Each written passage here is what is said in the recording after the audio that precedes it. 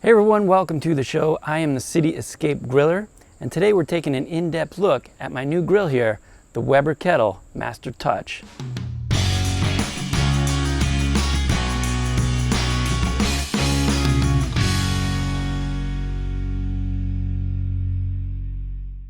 Okay, so first thing you notice about the Master Touch is the handle here on the side has two little hooks on it, so you can put your tools. Pretty handy.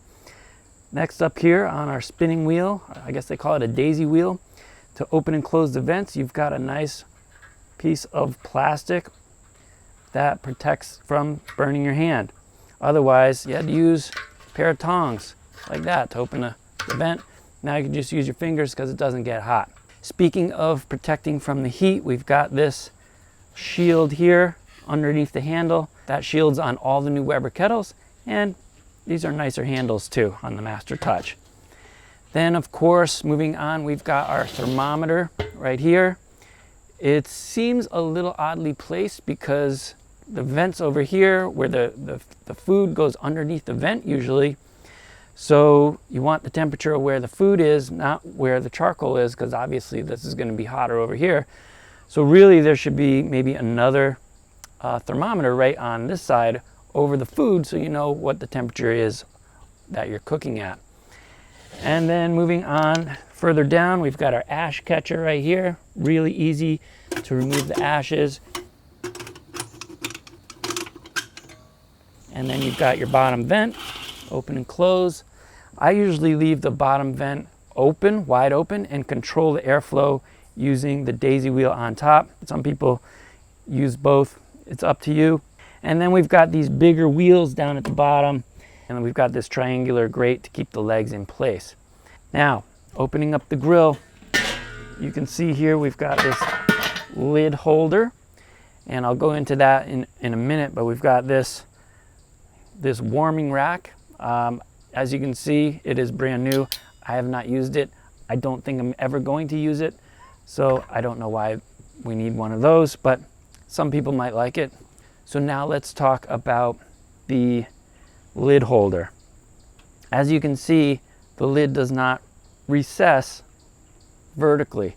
So it's kind of over the grill. This is annoying. I don't know why Weber has designed it like this. I wrote them an email about it and they said this was the way it was designed. It should go all the way up like this and get out of the way. I thought the newer kettle grills did do that, but Weber told me that only on the Performer do they do that. So on the regular kettles without the table, they don't go all the way up. To me, this is a design flaw, and they fixed it on the Performer. They haven't fixed it yet on the regular kettles. And there's a bug. So moving on to the inside of the grill, we've got really nice, thick, heavy gauge metal here. Really nice. And we've got, of course, these latches that open up. You can add in your charcoal. And then here is the gourmet barbecue system. Right in here, we can add a bunch of accessories. Okay, opening up the gourmet barbecue system booklet here, you can get a cast iron pan, a wok, some cast iron grates from searing steaks, a pizza stone, that looks really cool. This is for making sort of a beer can chicken, it looks like. Some muffins, a pot for making mussels, a waffle iron, that's pretty cool. And looks like this is for your vegetables. So a lot of cool possibilities with the gourmet barbecue system.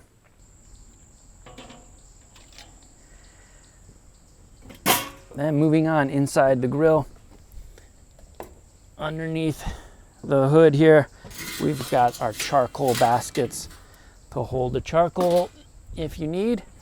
And then we've got our bottom grate, again, nice heavy gauge metal. And then down below, we've got our blades. Not only do they open and close the vent on the bottom, but they wipe out your ash. Okay, so putting the grill back together, that's pretty much it. If you want to talk about price, the original kettle 22-inch goes for $109. The premium goes for $165, and then this one here goes for $219. So for the extra $110, you're getting some of those features like this and these hooks, and it might not be worth it for everybody, but I think it's worth it, and especially like the ash catcher. And I really like the gourmet barbecue system. I think that's what sets this grill apart from just the $109 one and even the $165 one. So why did I get this grill over the Performer that has the side table? Is the Performer is an extra $200, and I think that I can get a nicer table for $200 than the one on the Performer. Now, not everybody's going to think that way. You know, some people might like the Performer better. I just went with the Master Touch, saved the $200, and then I'm going to get a different table for the side. So if you have a Weber Kettle or you're thinking about getting a Weber Kettle, let me know what you think in the comments down below. Leave a like to this video and subscribe if you want to. Hit that notification bell so you'll know when new videos come out. And of course, keep on grilling.